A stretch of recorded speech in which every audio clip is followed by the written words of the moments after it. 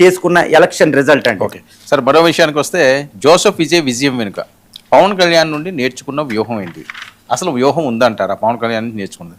పవన్ కళ్యాణ్కి ఇది big lesson, ఇది జరుగుతున్న ప్రచారం నిజమా?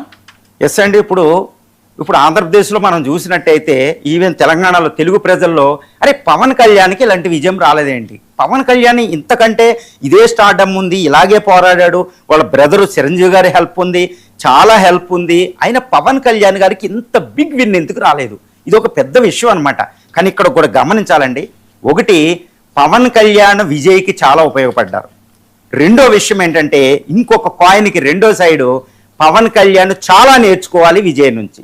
ఈ రెండు డిస్కషన్ ఇప్పుడు చాలా సంచలనం రేపుతున్నాయి. అదేంటంటే విజయ్ విన్ను 2009 నుంచి ఆయన పార్టీ పెట్టి ఫ్యాన్ క్లబ్ పెట్టి 2024 ఎలక్షన్ పెట్టి ఆయన పోరాడుతున్నాడు వ్యూహంతో.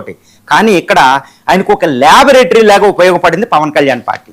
అందువల్ల పవన్ కళ్యాణ్ విజయ్కి హెల్ప్ చేశాడు. ఇప్పుడు విజయ్ పవన్ కళ్యాణ్కి హెల్ప్ చేయాలి, ఎందుకంటే అక్కడ నుంచి లెసన్ నేర్చుకోవాలి. మొట్టమొదటి విషయం చూద్దాం, ఏ విధంగా పవన్ కళ్యాణ్ హెల్ప్ అయ్యారు విజయ్కి. ఎందుకంటే పవన్ కళ్యాణ్ కూడా ఏదో ఎన్టీఆర్ తరం నుంచి రాలే, ఏదో ఎంజీఆర్ తరం కాకుండా విజయ్ ఎలా వచ్చారో ఈ తరంలో ఇప్పుడు పవన్ కళ్యాణ్కి ఎన్టీఆర్కి మధ్యలో చాలా హీరోలు వచ్చారు, విఫలమై బయటికి వెళ్ళారు. కృష్ణ అని, చిరంజీవి అని అందరూ వీళ్ళ బ్రదరే.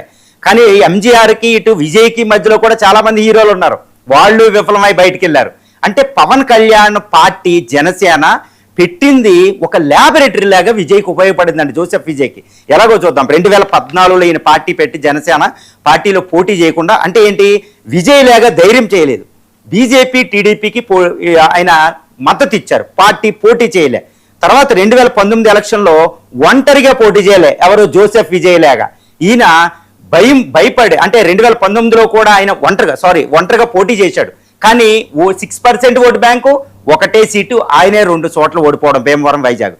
కాబట్టి ఇది విజయ్కి అక్కడ పెద్ద ప్రణాళిక అనమాట. అరే ఓకే, ఒంటరిగా పోటీ చేసి ఇంత డేంజర్ ఉంది పవన్ కళ్యాణ్, కాబట్టి ఇలా కాదు మరి ఏంటి అంటే దానికి విరుగుడు ఆయన తయారు చేసుకున్నాడు అక్కడ, ఫ్యాన్ క్లబ్ అని చాలా పెద్దగా. అందువల్ల పవన్ కళ్యాణ్ పార్టీ ఆయనకు ఒక ల్యాబొరేటరీగా ఉపయోగపడింది, తప్పులు చేయకుండా ఉపయోగపడింది.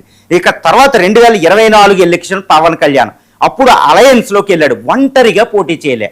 ఇది కూడా ఆయనకి అయింది. సో ఒంటరిగా పోటీ చేయాలి.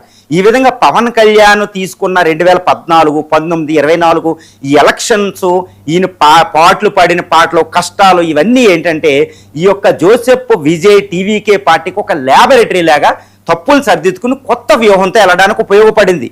అందువల్ల పవన్ కళ్యాణ్ పార్టీ చాలా హెల్ప్ చేసింది. మరి పవన్ కళ్యాణ్ విజయ్ లాగా ఎందుకు విజయం సాధించలేదు? మరి ఇది కూడా మనం చూడాలి కదా.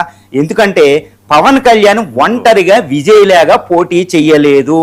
కాబట్టి జోసెఫ్ విజయ్ ఎంతటి కేసులు, ఎంత భయం అనేది లేకుండా, చిత్రహింసలకు భయపడకుండా ఎన్ని వచ్చినాయి, ఇటు అధికారిక డిఎంకే నుంచి అది కేంద్రంలో ఉన్న బీజేపీ కూడా ఎంత ప్రోద్బలాలు, ఎన్ని ఆకర్షణలు పెట్టినా, ఎన్ని భయపెట్టినా ఆయన లొంగకుండా ధైర్యంగా ఒక వేలర్తో, ధైర్యత్వంతో ఆయన వెళ్ళిన విధానమే ఈరోజు ఆయనకి విజయాన్ని కట్టబెట్టిందండి. ఈ విధంగా పవన్ కళ్యాణ్ చేయలేదు. ఎంతసేపు టీడీపీయో దీన్నో లేకపోతే బీజేపీ అలయన్స్లోనే ఆయన వెళ్ళడం జరిగింది. కానీ ఆయన ఒంటరిగా అంటే ఏంటి, ఇప్పుడు జోసెఫ్ విజయ్ లాగా మనం పవన్ కళ్యాణ్ ఒంటరిగా ఆయన పోటీ చేస్తారా రెండోసారి?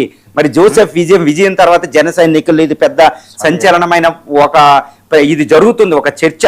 జోసెఫ్ విజయ్ లాగా పవన్ కళ్యాణ్ గారు ఒంటరిగా పోరాడాలి జన సైనికుల సహాయంతో అన్నట్టు చూస్తున్నారు. ఎందుకంటే విజయ్కి ఉన్నంత స్టార్డమ్ ఈయనకుంది, విజయ్కి ఉన్నంత తేజస్సు ఈయనకుంది, విజయ్కి ఉన్నంత పాపులారిటీ ఇక్కడ ఆంధ్రప్రదేశ్లో ఈయనకుంది. మరి ఎలా వెళ్తారు అనేది